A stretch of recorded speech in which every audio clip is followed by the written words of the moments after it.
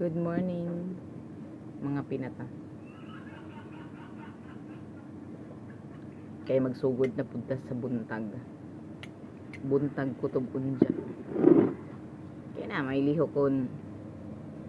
Kaya ang nanay magsigi magtingkagol. Sige libot-libot. Alas 5 pa dayron. Mga 5:30 na siguro ron. Pero hayag na dislikon ako. Pero diri sa kuan. Ngit-ngit pa siya dyan. Medyo ngit-ngit pa ba sa gawas.